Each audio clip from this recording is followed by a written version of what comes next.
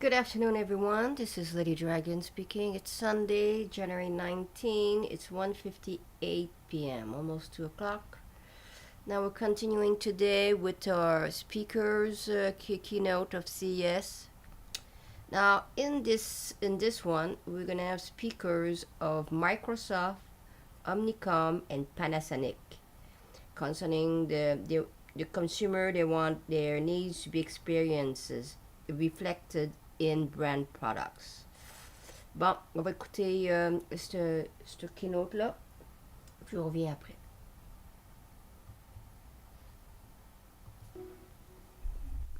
Welcome back to the Storyteller stage. Our next session is focused on the importance of collaboration when creating inclusive tech. Here to guide that conversation is Emily Graham, Global Chief Equity and Impact Officer at Omnicom. Thank you.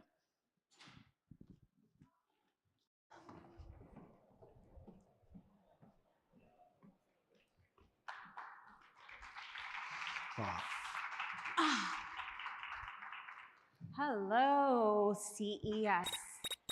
Day 2 feels like day 7, right? It's good to see everyone, and welcome to our conversation, calling in every consumer, creating inclusion through tech innovations. I'm really excited that you made it here. There's a lot of competition, so thank you for coming to our conversation today. This conversation is really timely. When you start to think about innovations and what we need, I think about walking the floor last year at CES. And I was so impressed by what I saw with consumer-minded products and entities. I saw companies thinking of all the ways that consumers needed their needs met through products, through services, through new innovations. But that was last year, and a bunch has changed just since last year.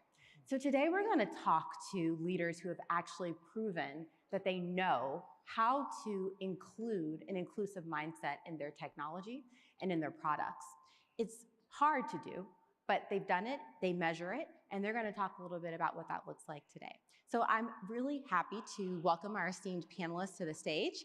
I'd ask each of you to introduce yourselves briefly, and then let's get into our conversation. I'm going to start with you, Elise. Great. Well, thank you so much for having me, and thanks for joining the conversation today. My name is Elise Neal, and I'm the Global Head of Strategy and Innovation at Panasonic. Hi, I'm Raja Rajamannar. Don't even try to pronounce my last name. It's a tongue twister for Indians also. And I'm the Chief Marketing and Communications Officer of Mastercard. Hi, everyone. My name is MJ De Palma, pronouns she, her, they, and I am the head of Inclusive Business Impact and Sustainability at Microsoft Advertising. And for those of you who have any vision impairment, I'm also a white woman with blonde pompadour hairstyled, with a couple braids, gold shirt, black pants. Thank you, MJ, for keeping us honest about accessibility in all its forms. Let's ground our conversation in inclusion. What does that mean at your companies when we say inclusion?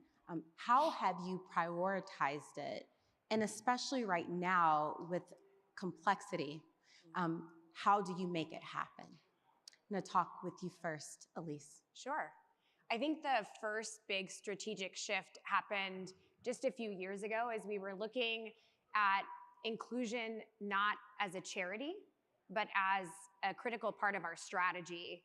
And at Panasonic, inclusion has been a part of our company values for many, many years, but it wasn't necessarily a strategic imperative.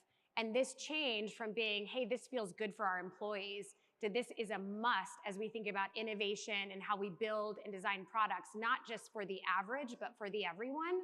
That really did change our mindset and our working models and eventually our products and services and service models with our customers.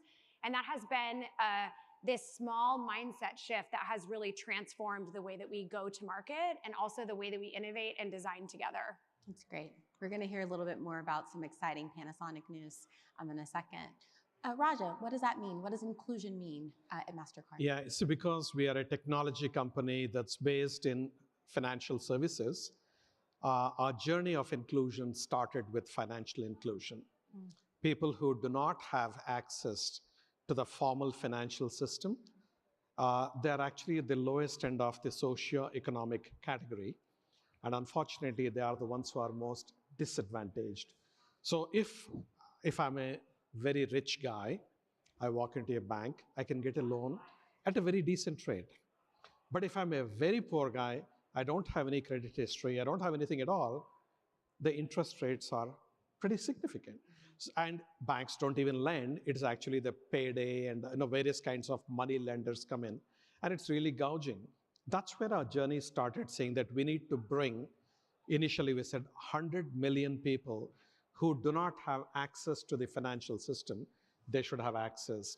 Now we have already crossed 1 billion around the world of getting people into the digital financial system. But along the journey, we realized it's not just about financial, but it's about entire life. And we changed the positioning of Mastercard brand, which says connecting everyone to priceless possibilities. That everyone includes everyone. Doesn't matter whether you have got any sight problems if you are blind, or if you have got a specific kind of a disadvantage, you have got disability or differently abled person you are. It doesn't matter, you should be. Or if you have a certain gender preference, it's entirely up to you. And we'll support you, we'll embrace you in every which way that you want to be in. So we really made it a very universal what you call definition for ourselves of what is inclusion. It's equal access and equal opportunity for everyone. That's what it is at the. I love that. Very good. It's very good. Yeah, so at Microsoft, inclusion really, if you think about it, is our business model, full stop. If you think about our mission statement, which is not a throwaway statement, it's something that guides every single decision we make as any employee at Microsoft. It's to empower every person and every organization on the planet to achieve more. And as a line of business that rolls up into that corporate umbrella, Microsoft Advertising's mission statement is to imagine and innovate new advertising possibilities to empower growth for all. And so if we're going to pay that off, we have to understand if there's any places that we might be accidentally excluding a business, a person. And so inclusion is part of a larger strategy that builds more trusted customer experiences that we call at Microsoft Advertising marketing with purpose. 3 core building blocks of trust: inclusion, values, and responsibility. And so those 3 things working together drives trust. And so for us, inclusion is the products, the services, the experiences, and trying to be really deliberate and curious about all types of human experiences, so we're not accidentally excluding. Terrific. Not accidentally excluding when you literally serve billions of people is really hard. You know, It's a tall order. It's a tall order Yeah. to be really intentional. When I think about Mastercard, Panasonic, and Microsoft, how many people in the world do you serve? A lot. And when we start thinking about inclusion, the complexity is not just because of the landscape, it's because of the global and cultural nuances of what that really, really means. So we're gonna get into that conversation a little deeper. Elise, you had an exciting morning. Panasonic had a keynote this morning and you unveiled something really cool that I'd love you to share a little bit more about. But how does that new product and that new innovation underscore what you all are trying to do for well-being for all? Yeah, thank you so much. So if you missed it, shoot, y'all missed out. Panasonic had the great honor of opening CES this morning with a big opening keynote. And as a part of that, we told the story of Panasonic's history. And so Panasonic, for those of you who don't know, is an incredible company that is 106 years old. And at the very start, the original founder set out on a 250-year mission to effectively use technology in order to improve society, not just society for individuals and for the collective well-being of people in general, but also sustainability and as we think about well-being for the environment.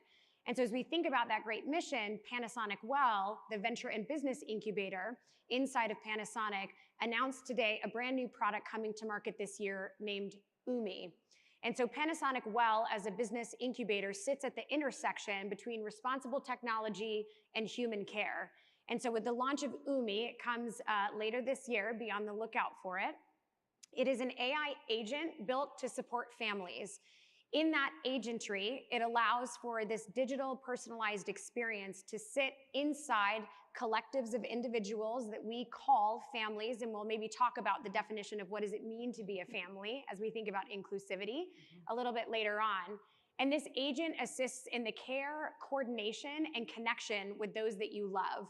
So as we think about what that means in today's world, and as we think about wellness and well-being, it really sits at this very holistic opportunity as we think about what does it mean to be more well as a family. The way that I think about wellness for my family is likely different than how Raja and MJ think about what wellness is for their family and how they think about what that collection is.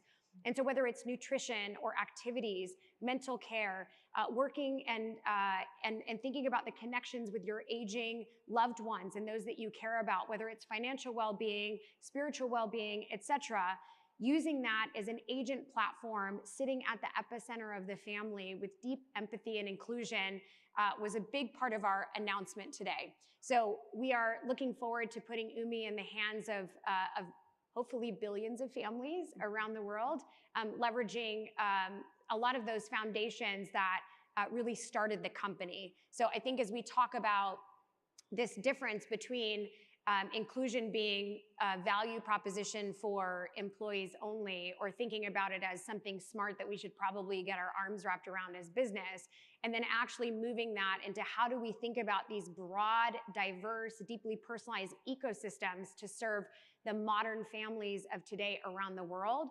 We're delivering products and services like Umi to help really push those boundaries and to create kind of that warm hug around those that we think could use a little bit of help. I can say for myself as a mother of 3, I definitely use some help some days. So we're looking forward to bringing Umi to the world. I can't wait to use Umi. And I think what's so interesting is that there have been so many innovations that address the individual. Mm-hmm. And it's nice to think about what addresses a community, an ecosystem, or a family, how you define it. I think that's going to be really, really great. Thank you. I think, you know, fundamentally, we believe that people were made for connection. We were not made to be alone.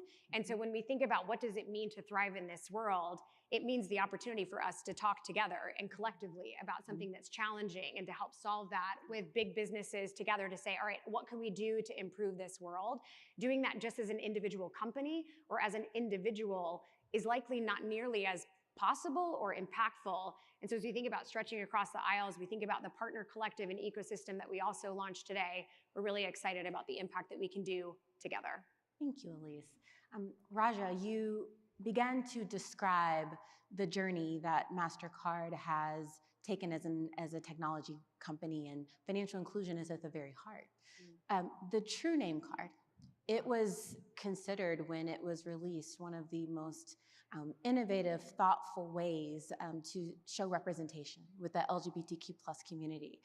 That product and what has become such a significant part of your journey, it meant a lot. How does that signify the way you have approached inclusion in the business and the way you innovate with products and services?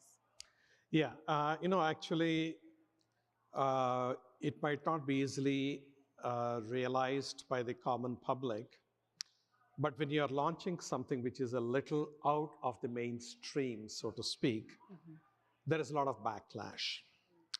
And unless you have the conviction and the consistent commitment, it's very difficult to stay the course. So when we launched True Name Card, we had received all kinds of backlashes, so to speak. But then we held steady. We said, we believe these are core values of the system, and we won't deviate from those core values just because there is backlash. But you have to be smart in how you navigate that backlash and so on. So we launched the first card because no bank was ready to launch it in the United States. The first bank, God bless them, they were the Bank of BMO, Bank of Montreal. They launched the card first in Canada. We love Canadians. I do. That's a very dangerous topic. Now you tread in, you get blown away. So I'll be careful. Raja, I'd be remiss. Could we just explain what the True Name card is? Yes. Just there, Sure. we know, but just so that people who may not. See, basically what happens is, say there is a person who goes through gender transition. And they were born with a particular sex and they want to be identifying themselves as of a particular gender. Now, when they would try to go and shop with their card, many times the shopkeepers would decline them the service. They say, this name here doesn't match with your looks. And then they're firstly treated a little wrongly, and many times they're even declined the service. It happened with one of our agency creatives. And when that person came and said, look, this is what has happened, that was the genesis. We said, look, there has to be a solution to this. So if the biggest issue, biggest pain point is the mismatch between, in the perception of the shopkeeper, if there is a mismatch between the name, what the name suggests, and how the individual looks, okay, let's handle that bias. Why can't I put whatever name I want on my card? Tomorrow, if I want to call myself Julius Caesar, it's my prerogative. Who are you to say I could not put that name, right? So we started that way. And, but then of course, there are a lot of legacy thinking which says, look, you need to have your legal name on the card. And that's accepted reality. So when we dug in, we said, which law exactly says that? When we started digging in, we found there is no such law. It was assumed to be so. So we said, okay, then let's go ahead and do it. So we said, you, at the time of your applying a card, for a card, should be able to put your true name, the name that you truly identify yourself with on your card. And the bank will not decline it. Your legal documents might be whatever, but it'll say, what is your true name? And then the person puts a true name. Now, believe it or not, after Canada started, this card is one of the best successes for Mastercard, and it's available in more than 35 countries around the world already. One of the fastest growing cards. Same thing we did, if I can just take one quick minute, is on another card in the same realm for blind people. Right. Now, I grew up, when I was growing up, my grandmother used to live with us, and she was blind. And me and my sister had to help her navigate the home, showing her everything, here is your food, and she has to touch various items of the food to know what is what and what is where. Fast forward, one day I went to South by Southwest and I was coming out, and the treasurer from the company, from Mastercard, he was there, young guy, and he says, Raja, how come we don't have a card for blind people? So I said, you know what? I should have thought about it first, having had a grandma who was blind.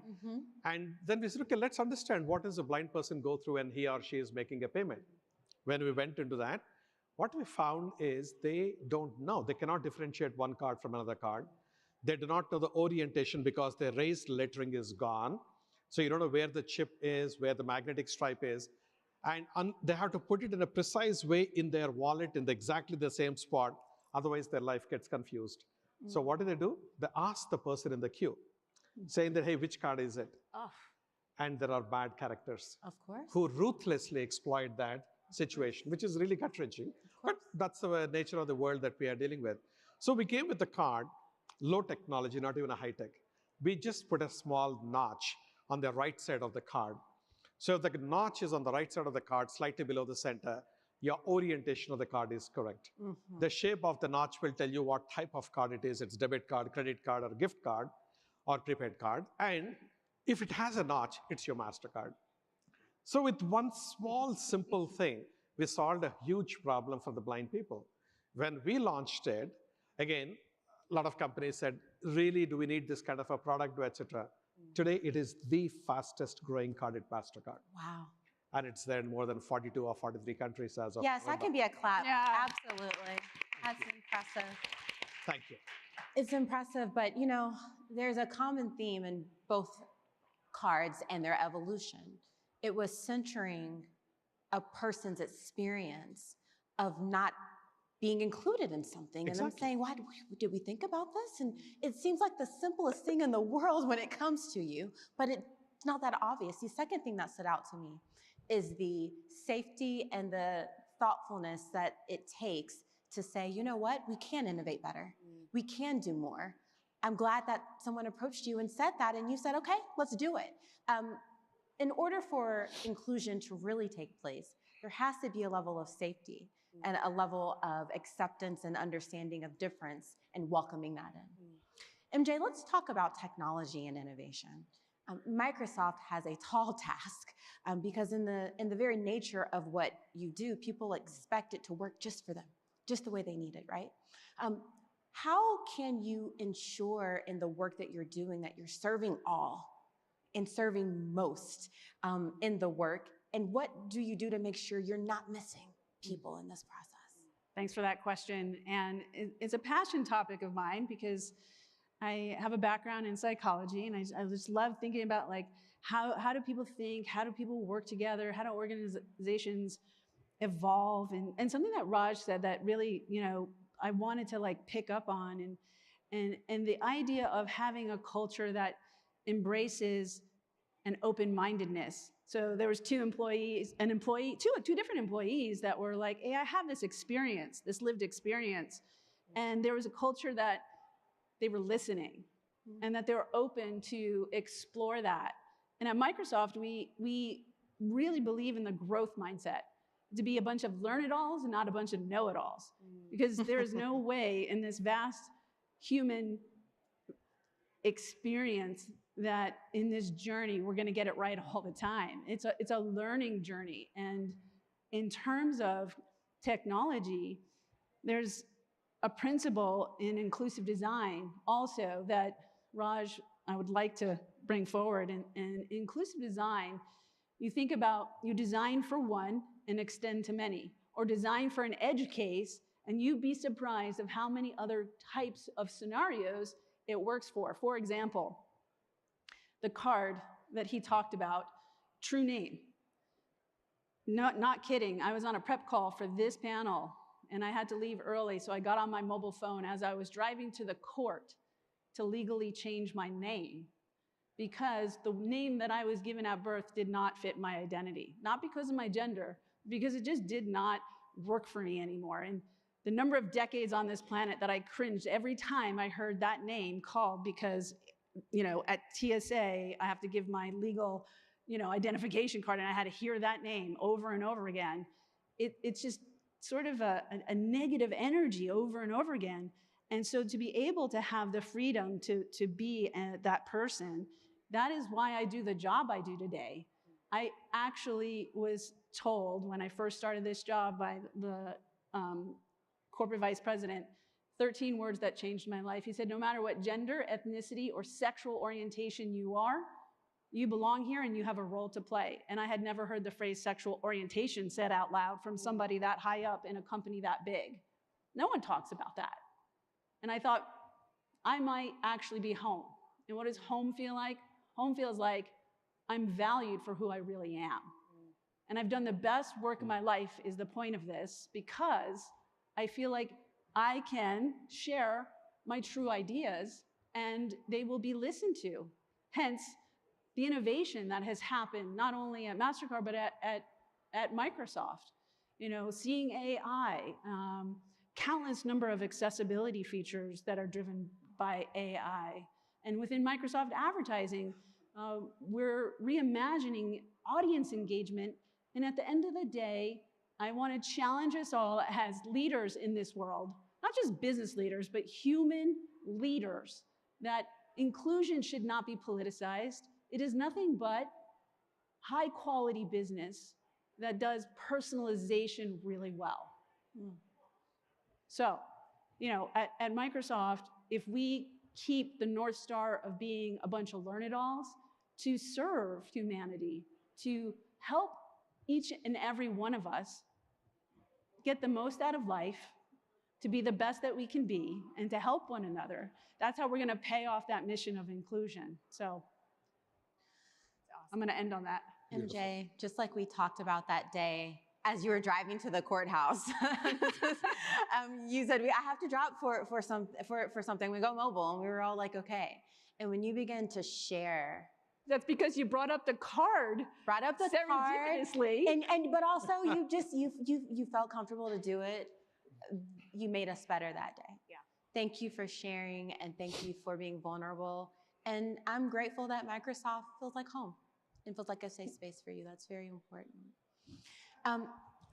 Elise, you got to Umi, but I'm sure it took a while. Like, you don't even know. You don't even know what goes into it, right? So we're talking about True Name Card, and we're talking about all these wonderful products and innovations, but what does it take to get all your teams, all your stakeholders, all the people to see the value, to go from here to like, oh, we got to include that. What does that look like in reality? And we may not have all the time to talk about the whole process, but are there any things that we can take away as we consider being more inclusive and the inclusive design process and the things that we have to go through? Yeah, maybe I'll hit on a couple of things, and I love what Raja, you were talking about as well. Really what it came down to is we were thinking about the very ethos of what we're talking about and starting to design before Umi was a name and a thing, we knew that we wanted to help families, but even just deciding what does family mean, and what I appreciated so much about your introduction of TrueCard was really talking about the bold risk of saying, we're gonna get some backlash. And are we prepared to make that move? And MJ in the earlier conversation had this incredible statement where she said, you know, normally you have the 80-20 rule in marketing and in advertising, right? You're going after the masses. It's the easiest thing to basically kind of try to vanilla-size, you know, as many people as possible. Vanilla-size. It's a word today. We're gonna make that a word. Yeah. But what happens if you actually go out and target the 20%? What does that look like, and what does that mean? It was an incredible statement by MJ in our prep call. And so as we think about what does it mean to be in a family, how do we define that just at the very core of who we're serving? And then we said, all right, well, that's clever and great, and we think that we've got an inclusive strategy for that, but how do we make sure that our technology platforms accomplish that as well? And so also today, Panasonic announced a global partnership with Anthropic, who we believe is the best partner in the business from a large language model perspective in their cloud product to offer ethically and responsible AI, as we think about how do we bring this to life with consideration and constitutionalize these incredible values that we have. So all the way down to the base level of code, how are we creating inclusive design in the way that our technology works? And then as we think about how do we go to market, we also launched today the Panasonic Well Partner Collective. And so as we think about this idea that for one company to believe that they can offer inclusive wellness for the globe, for every kind of family, is frankly absolutely ridiculous. And so instead, why instead can't we just build a large ecosystem? And so as we think about what types of partners that we need in order to help us tackle and bring this world together using modern technology, it's kind of like if you just have innovation and with no inclusivity, it's like building a bridge to nowhere. It's like you just kind of go out into the ether and you just hope and pray, versus actually working it into the product design of who are we going to serve, your technology platform, of how are we going to serve them better, and then how do we even go to market, and making sure that it's woven all the way through so you've stitched every seam throughout each of those touch points. But it's a challenge, and it requires an intentional decision from the top all the way into the inner workings of the organization to decide we're just going to do it a little bit differently this time, and we're going to make some bold moves. So Beautiful. Bravery. We've talked about bravery as a need, a requisite, if you're going to try to be truly inclusive. Because ultimately, when you face trying to dimensionalize what family means and trying to create a product or service, you're going to get some feedback. You might get backlash. What? We're talking about true name. no, nobody has but in the environment that we're in, that's a big fear. It is a massive fear that we see companies grappling with. So I want to talk to Raja, because you've stepped right in the front of that a few times, you know, a thing or five about that. You know, we're in the business at Omnicom, our advertising, our marketing, our PR companies, of helping our clients tell story. Story is so vivid, it's so important. You get a true name card to the market, but how do you market it?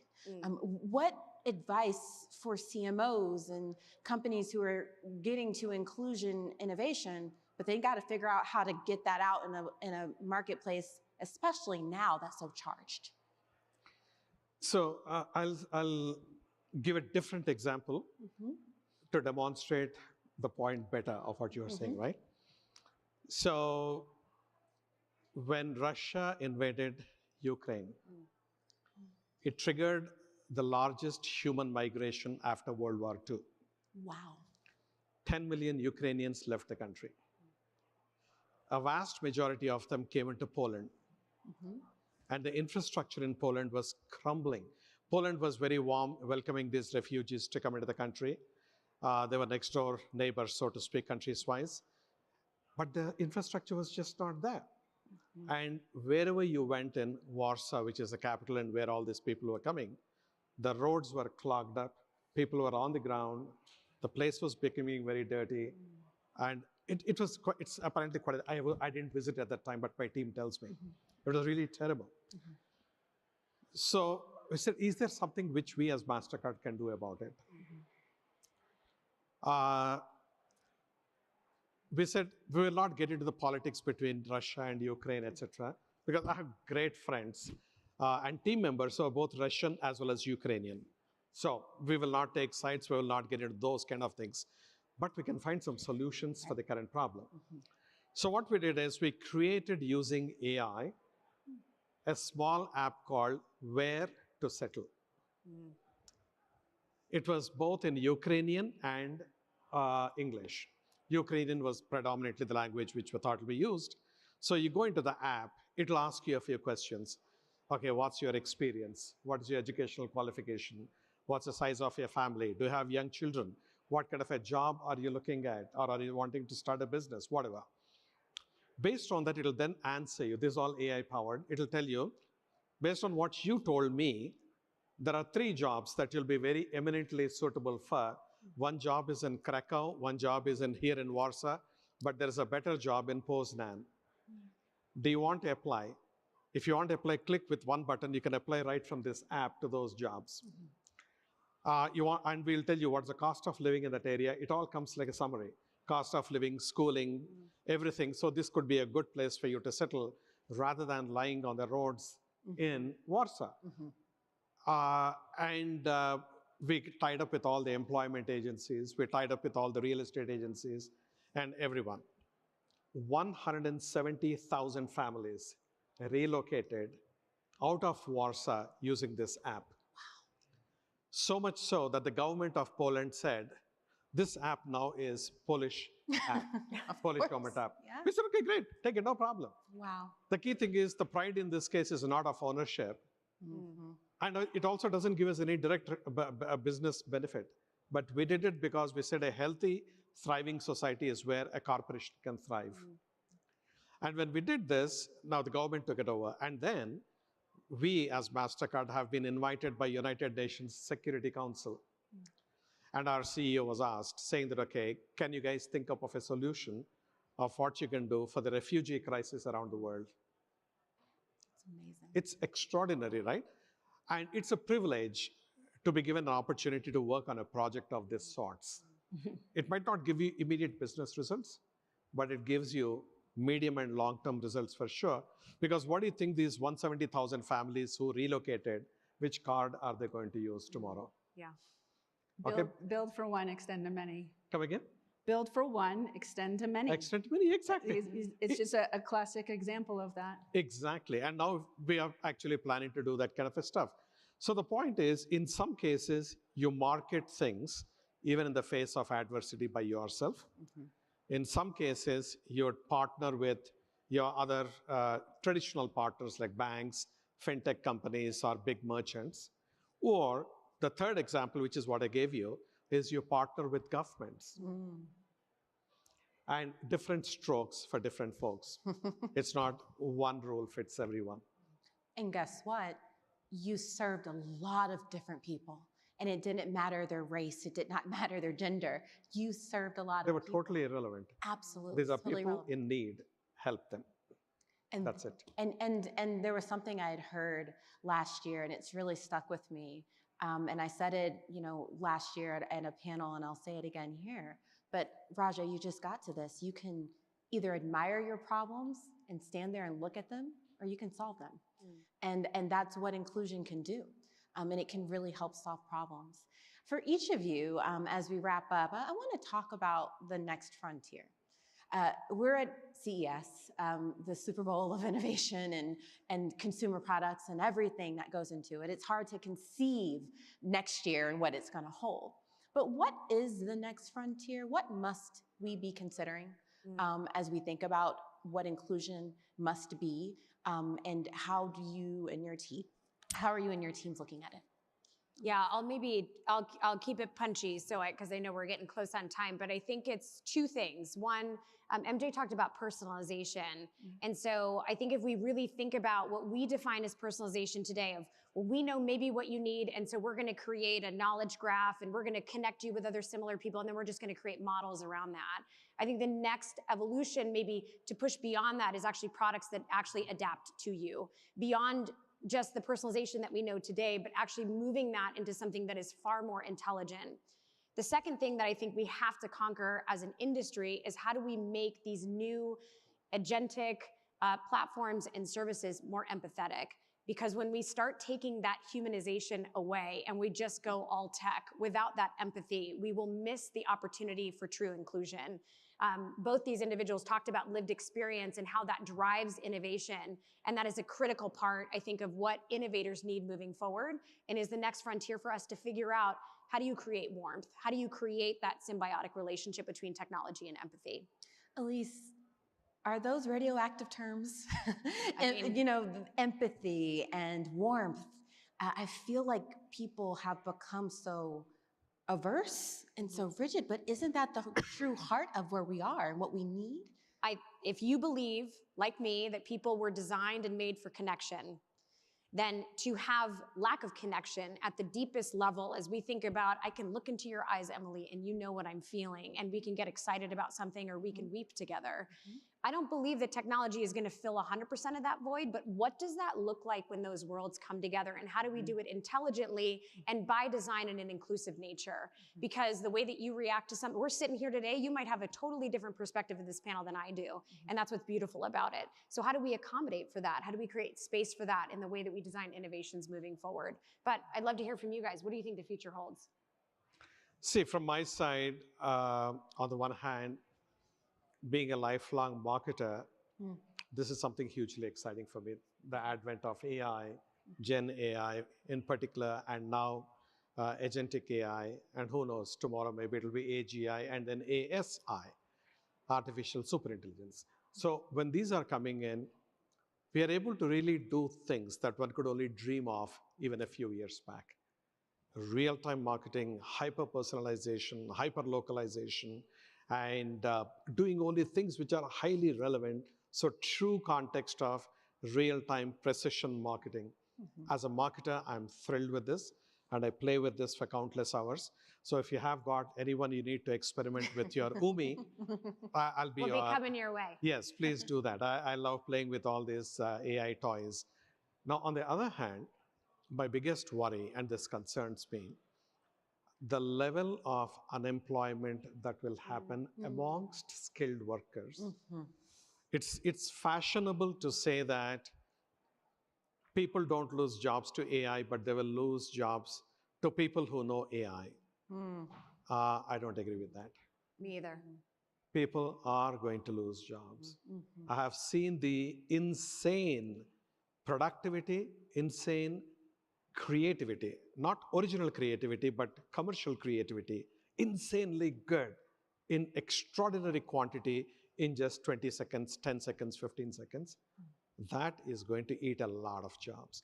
That's my biggest concern. What are we doing about all these qualified, talented people? Imagine if there is a person who is 52 years old and has been doing brilliant copywriting throughout his life.